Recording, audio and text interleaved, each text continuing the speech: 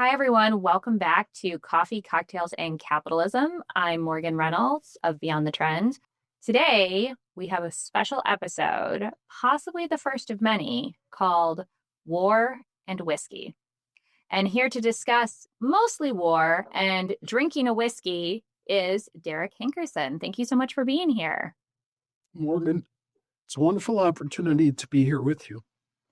So, Derek and I met through a mutual friend and quickly discovered that we have many shared interests. Derek is a filmmaker, he is a historian, a history buff, one might say, also an entrepreneur, dabbling in building some very cool things and helping to make some very interesting projects happen here on the Treasure Coast.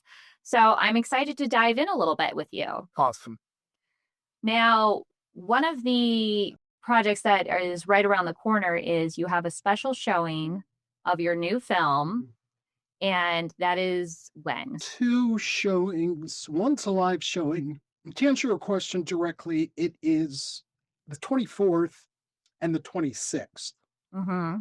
The event Of July. Yes. Yes. The event that we're having on Thursday, July 24th from 5:30 to 7:30 is at Park Avenue Barbecue, Indiantown Road, and Jupiter. Mm-hmm. We are doing a special VIP film showing to show the film entitled Parks in the Palm Beaches, which highlights the Second Seminole War through our board members and Native Americans who participate in this battle that occurred 187 years ago. Mm-hmm. To include on Saturday, July 26th at 7:30 a.m., we will have a live showing on Destination America, which airs on the Disney Channel, and that production airs at 7:30 a.m. So my friend Harry of Harry and the Natives agreed to sponsor us, and they're going to make some really unique things to tie into the story.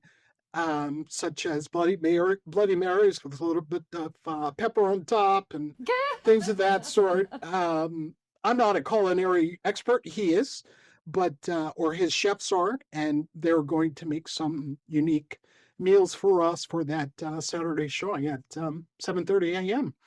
That is so great. Yeah, it's really pretty neat. You said it earlier in the intro, historian, history buff. We can get to the historian part. History buff, entrepreneur. I had thought about it for quite a while. And I thought, instead of breakfast at Tiffany's, why not breakfast at Harry and the Natives? Of course. Right? And instead of just a dinner and a movie, thinking back to an old movie, why not literally have dinner and a movie? Mm-hmm. So you come to a restaurant, we partner with a restaurateur, he buys into the idea because the park is literally right down the street from his restaurant. What better way to creatively during the off season drive traffic into someone's restaurant? And I thought about it, I prayed about it, and I said to myself, the worst thing your friends can do is say no. Right. But they're friends, and I spent a lot of time in their restaurants. They thought it was a great idea, both, and they're like, Derek,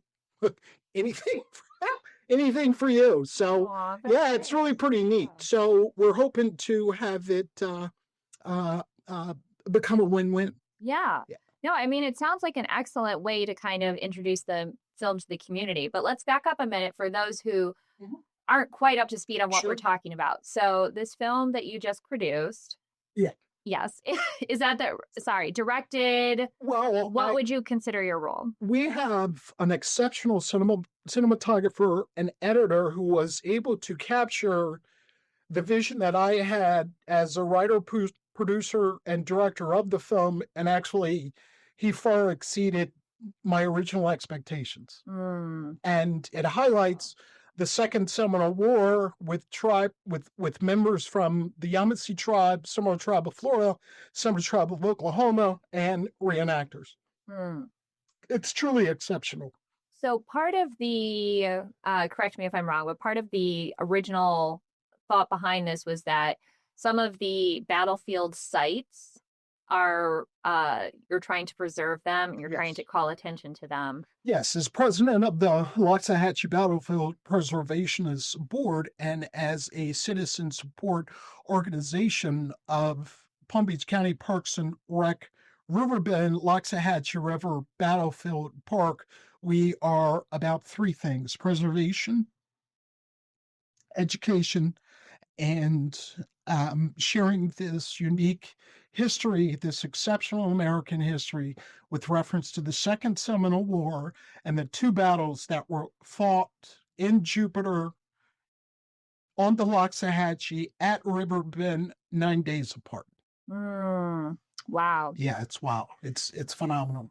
So I think sometimes people don't think about Florida as being a state with a lot of battlegrounds, right? Which, yes, you're laughing. So I did a little more research into the history, and you met my husband. He is a huge history buff as well. So we've been listening to some different podcasts about the history of the Seminole Indians and the different wars that took place here. Yes. Do you have any idea how many battles the Seminole Indians fought in? There are hordes of skirmishes, but the U.S. Army and U.S. government would categorize the Second Seminole War as three different battles. Native Americans categorize it as one battle from 1816 to 1858. To include, some historians would categorize the first Seminole War occurring at Dade's Massacre.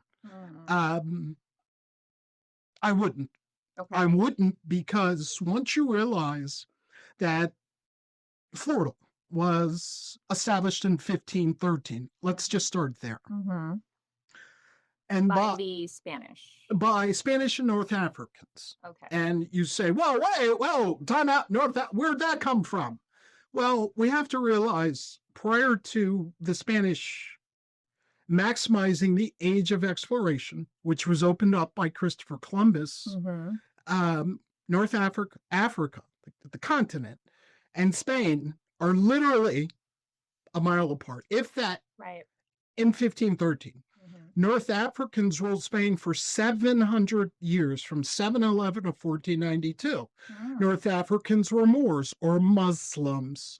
The Crusades in 1492 dealt with Christians and Muslims fighting, and they fought in the area, and that opened up Christopher Columbus's voyage, where he initially asked the king and queen of Portugal to finance the trip. They told him no. He went to King Ferdinand and Queen Isabella. They financed the trip. On Christopher Columbus's second voyage was a lieutenant. His name was Ponce de Leon. Ponce de Leon is the founder of Florida in 1513. So a lot of people get confused and thinking that this is a white Christian nation. And while Leif Erikson, the Nord, son of Eric the Red, did set sail and was up in Newfoundland, New York, he did not stay in South. Yes, he was here first. There was no Christianity until the Spanish came. So the first the first Thanksgiving, the first mission, dates back to St. Augustine, when the Spanish settled San Augustine of Hippo Regis and September 8th, 1565, where the Spanish named, it's anglicized today, St. Augustine. It was named St. Augustine of Hippo Regis after a North African who was the most influential theologian in the Western Hemisphere, and hence the start of Christianity. And Spanish creating missions where natives and blacks could become part of the Catholic faith. And hence why many blacks have Spanish one of many reasons why many blacks have Spanish last names. That's so interesting. It is those are the facts. And so I like to share the story that while we do have exceptional history, many of these stories, which I love to share, we love to share, date with the missing, 263 years of Florida's history from 1513 to 1776. The last I checked, when I was 10 years old, that's 263 years of history that's missing. So after the founding of St. Augustine, Yes. until the Revolutionary War, Yes. you're saying there is a gap that isn't really written about. Those stories aren't really being told. Between the founding of Florida, 1513, and the American Revolution, 1776, that's 263 years. Yeah. Period. Yeah. End of story. Correct.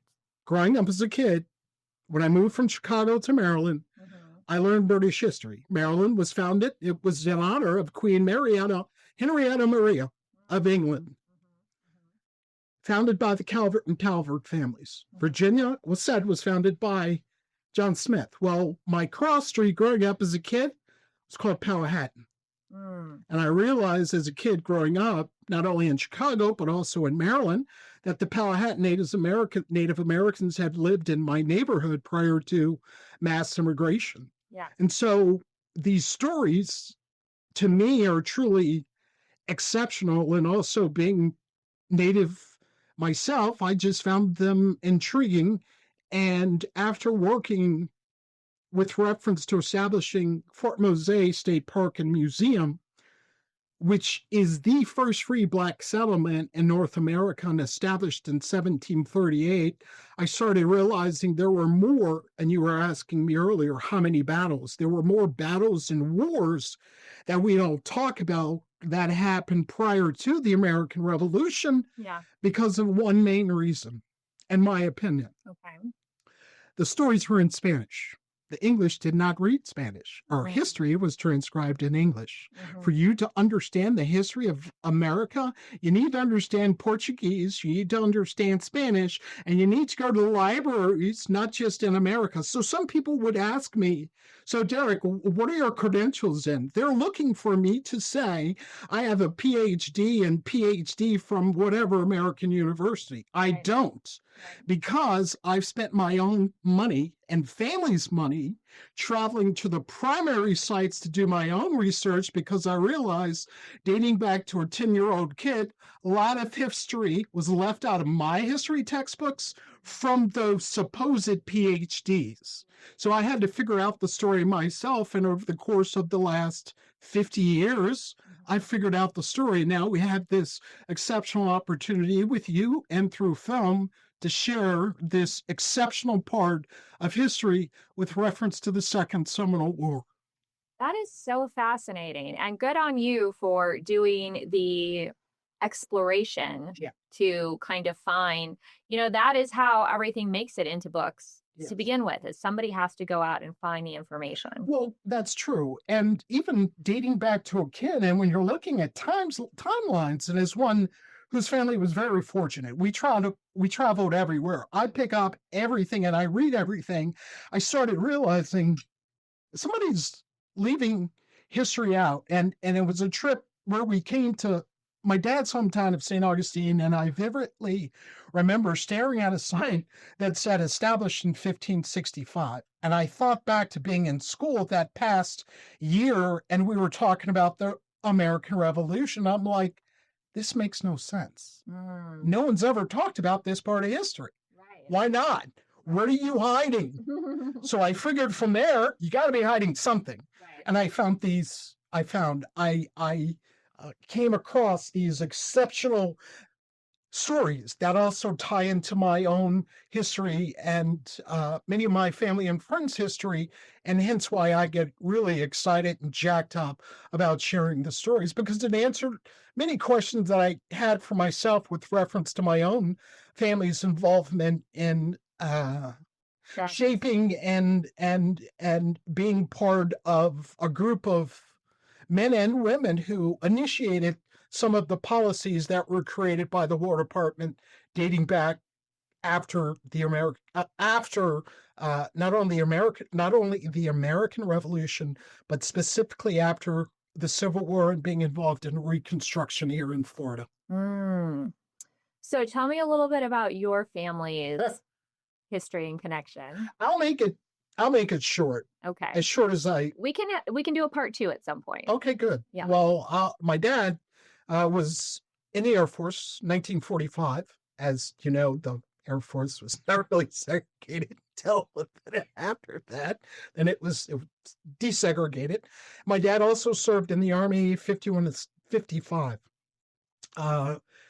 In 55, he wound up taking a position with the United States Army War Department, where he worked with the U.S. Army and War Department, now known as the Department of Defense, leading up to Vietnam.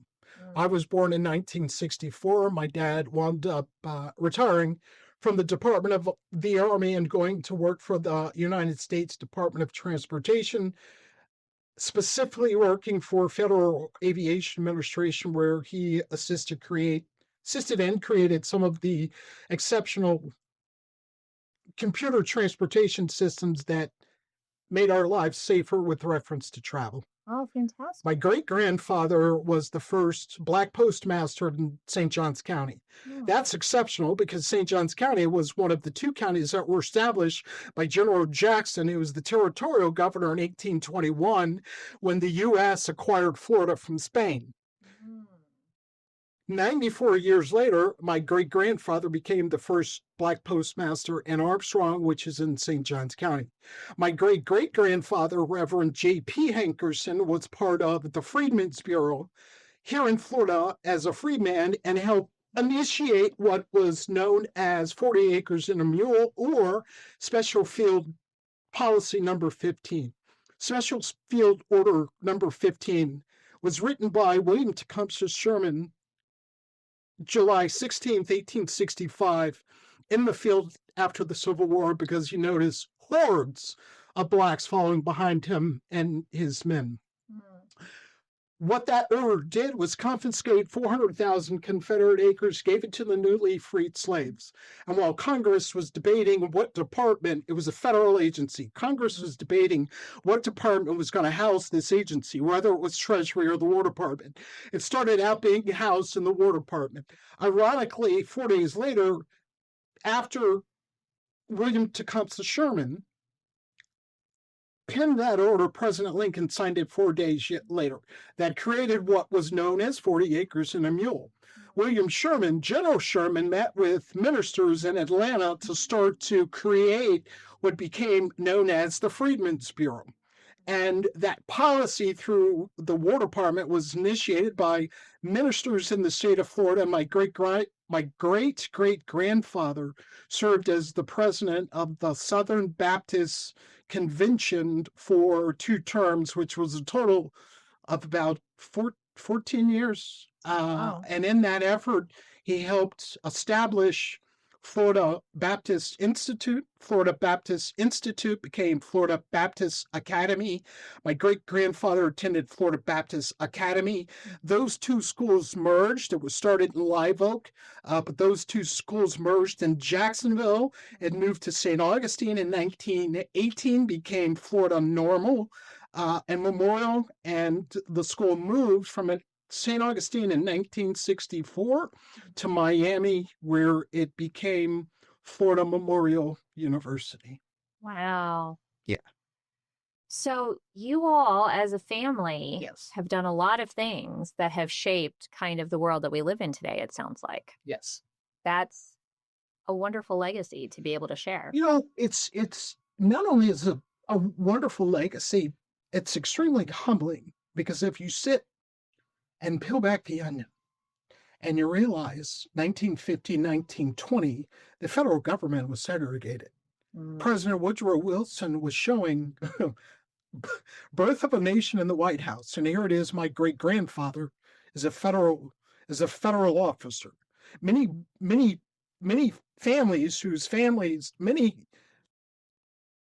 American families who happen to be African American, whose families work for post offices were being burned to the ground because there's a Black postmaster all throughout the South. To include, Florida was segregated specifically after the Civil War, and here it is, my great-great-grandfather, both of those men, to include my father and now I, must have been, in my little world, great men of courage and great men of.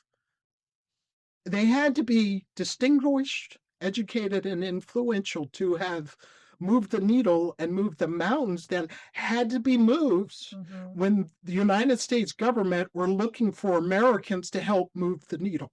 Yeah. And they dove right into the fray. So that it's humbling. So you have been kind of working on this film and putting it together for how long now? This is truly an exceptional story. As a filmmaker, I can tell you the average film takes anywhere from 10 to 20 years to get to production because it's all about finance. It's all about raising the money. And while we see a lot of big films today, things have changed because of, capital equity funds and things of that nature. But this film literally took 6 months, which is unheard of. That is unheard of. Yeah. That's crazy. It is crazy. You're going to make a lot of filmmakers jealous talking about that. The reason I have Palm Beach County, and to include my home county of St. John's in the state of Florida, has obviously invested a lot of money in our family, but they also invested a lot of money in me because of my crazy entrepreneurial ideas, which all had to do with driving travel and tourism traffic to specific areas. Thankfully, being the consummate entrepreneur that I am, and my sister calls me a creative genius, so I'll use that term, I've been very blessed, and I believe I have the special gift to share these exceptional stories, because not only has my family lived in these places, but I too have lived in these places with reference to specifically the Second Seminole War. My family is from St. Johns County. The treaties were signed a block away from my family's home, which is on Moultrie Creek. Every time I'm at home, I look at John Moultrie's old house. Treaty Park is 2 miles up the street. So I've known all these stories over the course of the last 50 years. Becoming president of the Loxahatchee Battlefield Preservations Board, I was able to tap into a lot of family and friends who live in South Florida and Palm Beach County Parks and Rec, Palm Beach County administration invested.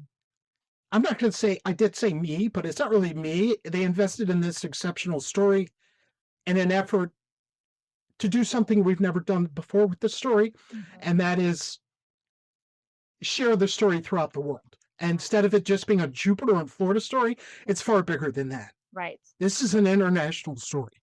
Well, and the 7:30 a.m. showing through, what is the channel that's on? Destination America. Destination America, which you said is a Disney-owned station, will be national throughout America, right? Absolutely. That's so exciting. 40 million viewers. That's excellent.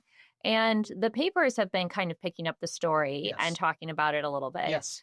If people tune in to watch the film, what should they expect to be in for? They should expect to be in for a Florida history lesson. This is not indoctrination. Okay. This is actual Florida history. Just the facts. That's it. You're going to learn the facts with reference to how Florida was originally owned by Spain, how the U.S. acquired Florida, the peninsula, in 1821, how many of our forts dealt with the Second Seminole War, Fort Myers, Fort Jupiter, Fort Lauderdale, and how this story is not only a Florida story, but an international story. And I have this wonderful and humbling opportunity now with you and others to share it internationally. Yes. Well, I think it's so timely, right? As America looks towards celebrating its 250-year birthday. Correct. And you and I were saying earlier that all of us can only go as far as the shoulders that we're able to stand on. Yeah. I think that's something that always rings true for me. So, everything that we're able to do in Florida, all of the people from around the world that are able to come here, enjoy this beautiful state, who are able to grow their families here or retire here and live the good life, that is all possible or exists because of everything that happened before America was even founded, right? That's correct. And those stories tied to those specific areas that you just named. with reference to 250th. Let's just start there. Did you know that 16,000 German Hessians, Hessians, Okay. served in the American Revolution? Yeah, Hessians. 16,000 were sent over by King Wilhelm of Germany. Wow. I had Yes. no idea. Most people, no clue. So when you think of the Underground Railroad and you think of the Amish, the Mennonite, the Quakers, those are Germans that were persecuted themselves in some form or fashion, or maybe just wanted to do something. They were part of the Underground Railroad.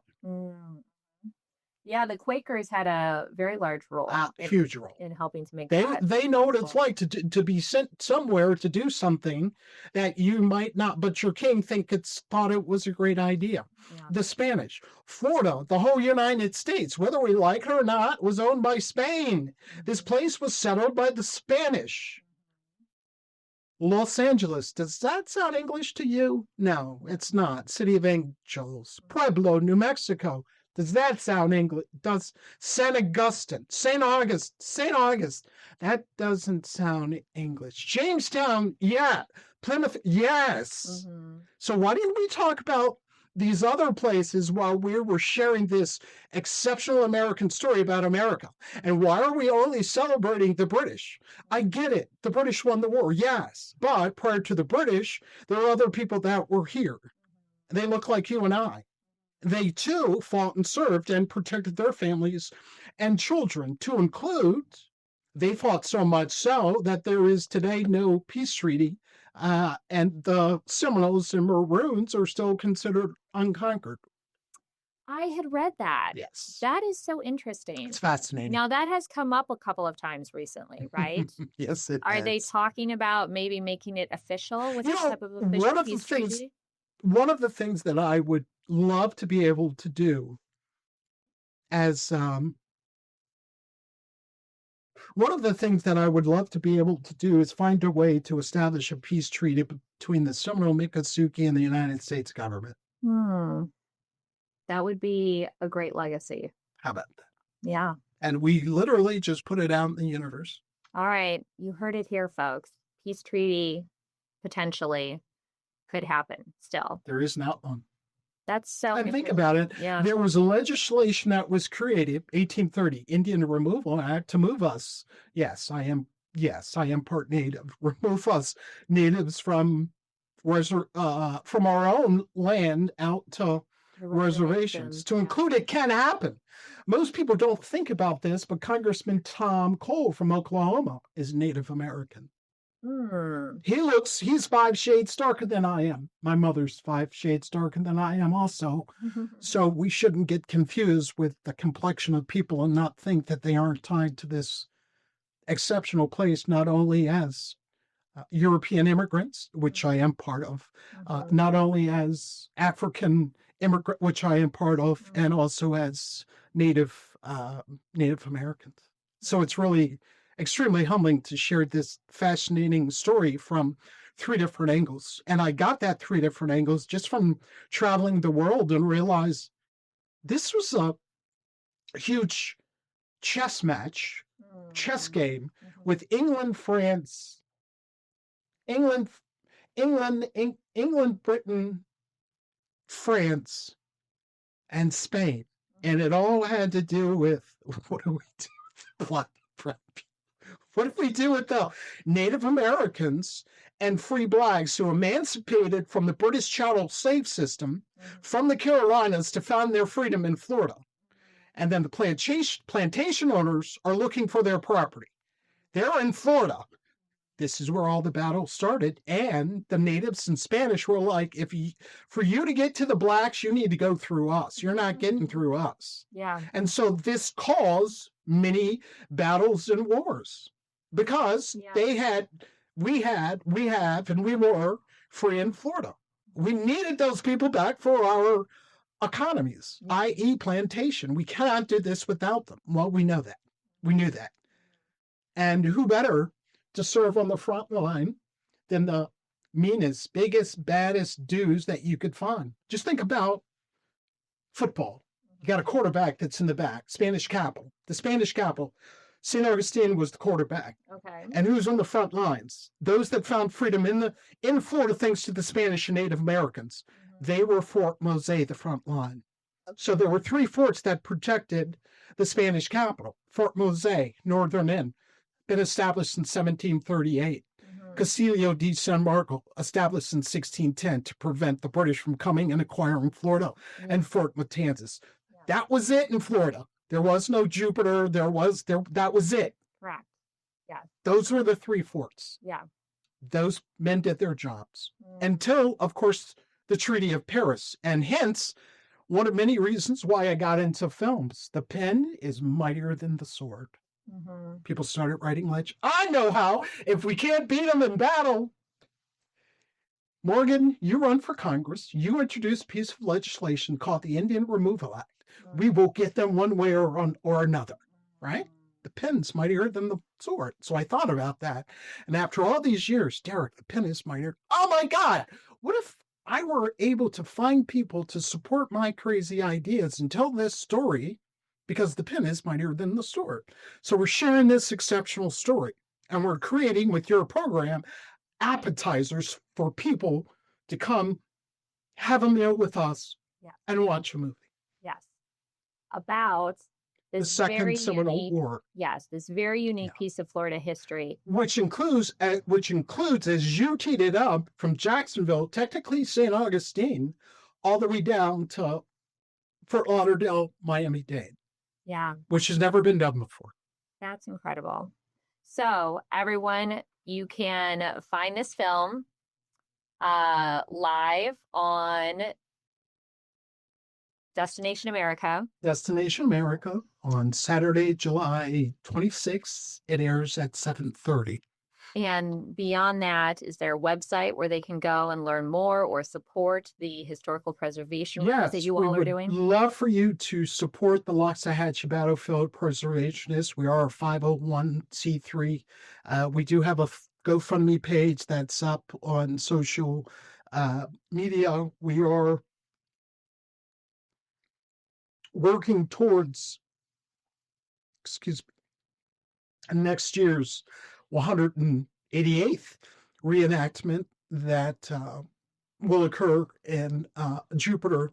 But this story really ties to Fort Pierce also, because Fort Pierce was named in honor of William Kendrick Pierce in 1838. Ironically, his older brother, or younger brother, Franklin Pierce, was in the United States Senate at the time when Congress authorized to build the Jupiter Lighthouse and Museum. And if we know, and since we all know our American history, we know that Franklin Pierce, Lieutenant Colonel Pierce's younger brother, became president of the United States, Franklin Pierce, as did Territorial Governor and General Andrew Jackson. So who was related to Fort Pierce? Who became president? Franklin Pierce. Oh, okay. Yes. That's his younger brother. Okay. So you see how these, again, all roads lead to Florida every time. We were the first in everything, even dating back to St. Augustine. First free black settlement, first place black birth of a child, first black marriage, first Thanksgiving, everything first happened in St. August, 1565. Wow. 1565, St. Augustine was settled. That is a fact. It's a long history. You said it was 256 years? 63. 263 years. From 1513, the founding of La Florida by Juan Ponce de Leon, who was a lieutenant of Christopher Columbus, who opened up the age of exploration with others. Marco Polo, Henry the Navigator, Vasco da Gama. All of these exceptional Portuguese and Spanish explorers are the reason why we're here today. Yeah. Yeah.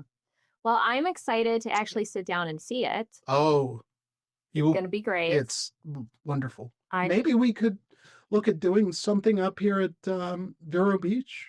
I'm sure people would really enjoy that. I'll follow your lead. Okay. Well, that's another project that we can add to our list of all the projects to do. But I just really appreciate you taking the time to expand on this so much. And then also, I commend you for doing the hard work to get to a point where you can put together a film like this, because that is a lot of history to kind of comb through. That's a lot of things to kind of tie together and remember. And putting together a film and actually launching it and broadcasting it is no small feat. So congratulations. People can also follow you all on social media. I'm not, Morgan, I'm not on social media. I have more than enough to do to.